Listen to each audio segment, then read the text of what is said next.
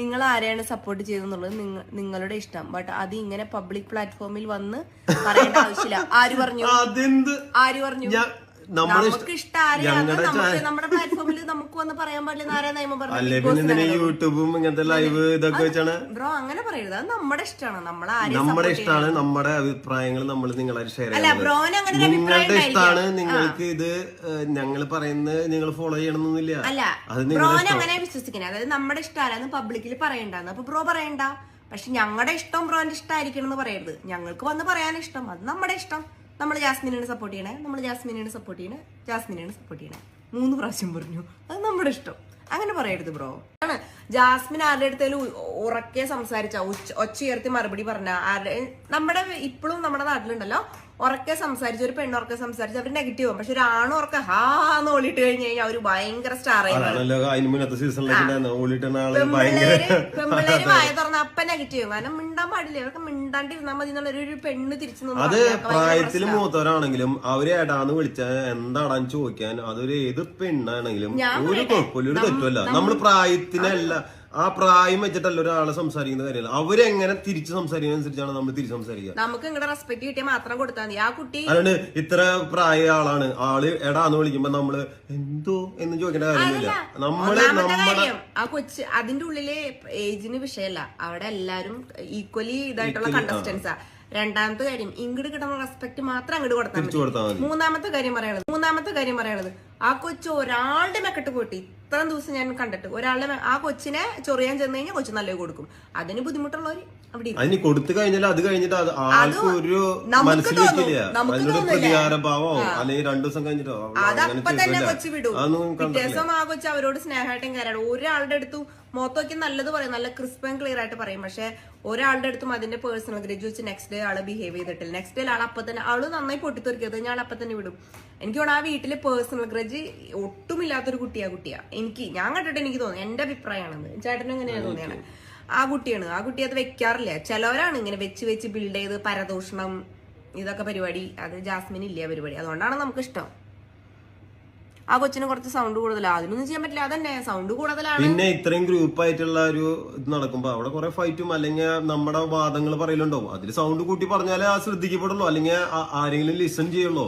നമ്മള് ഈ പറയുന്ന ജിൻഡോ പോലും അതിന്റെ ഉള്ളിൽ ഒരു മെയിൽ കണ്ടസ്റ്റന്റിനെതിരെയും ഗെയിം കളിച്ചിട്ടില്ല. ഈ പറയുന്ന സായി ആയിക്കോട്ടെ, സിജോ ആയിക്കോട്ടെ, അഭിഷേക് ആയിക്കോട്ടെ, ഋഷി ആയിക്കോട്ടെ, ജിൻഡോ ആയിക്കോട്ടെ, ബാക്കി ഹൂവർ മെയിൽ കണ്ടസ്റ്റന്റ് ഉണ്ടെങ്കിലും ഒരാൾ അങ്ങോട്ടും ഇങ്ങോട്ടും ആണുങ്ങൾ തമ്മിൽ കളിച്ചിട്ടില്ല. എല്ലാവർക്കും കൊട്ടാള ചെണ്ട ജാസ്മിന.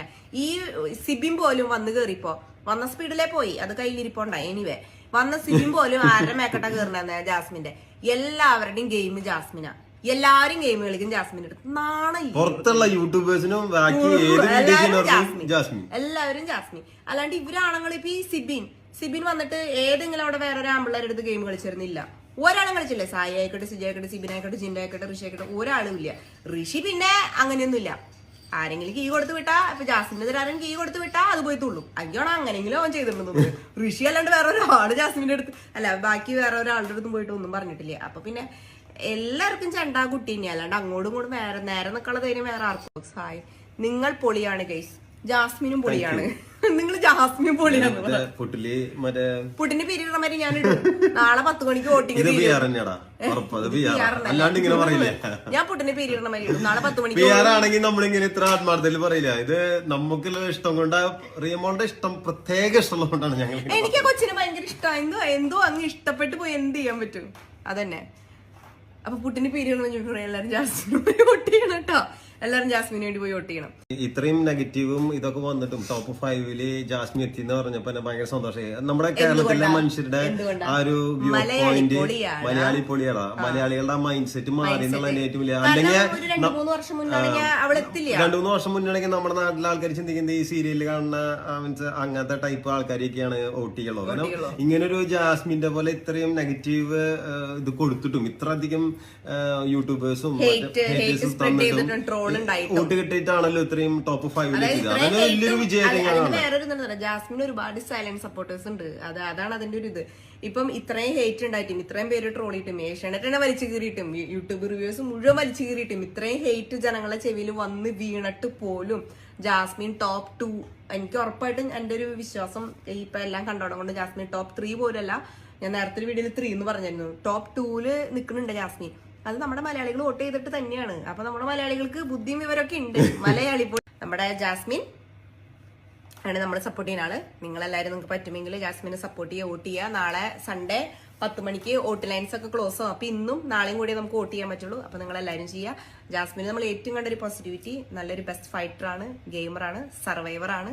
ബിഗ് ബോസ് സീസൺ 6 അല്ല, ബിഗ് ബോസ് ഷോ എന്ന് പറഞ്ഞാൽ തന്നെ സർവൈവൽ ഷോ ആണ്. അപ്പൊ അതിലവിടെ ഇത്രയും ഹെയ്റ്റും ട്രോളും ഒക്കെ ഉണ്ടായിട്ട് അവിടെ ഏറ്റവും സർവൈവ് ചെയ്ത ഒരാള് ജാസ്മിനാണ്. ഏഷ്യനെറ്റ് ആണെങ്കിലും ഈ വർഷത്തെ സീസൺ നല്ല TRP ജാസ്മിനെ ഹെട്ടിട്ടോ വിറ്റ് വലിച്ചു കീറി ഉണ്ടാക്കിയിട്ടുള്ളതാ. So she deserves that cup അല്ല കേട്ടോ. ആ കൊച്ചു അത് ഡിസേർവ് ചെയ്യുന്നുണ്ട്. പിന്നെ അത് മാത്രല്ല, ആരുടെ മുഖത്ത് നോക്കി എന്ത് സ്റ്റേറ്റ്മെന്റ് പറഞ്ഞാലും നല്ല ക്രിസ്പ് ആൻഡ് ക്ലിയർ ആയിട്ട് പറയാനും തിരിച്ച് ഫൈറ്റ് ചെയ്യാനോ കുട്ടിക്ക് അറിയാം.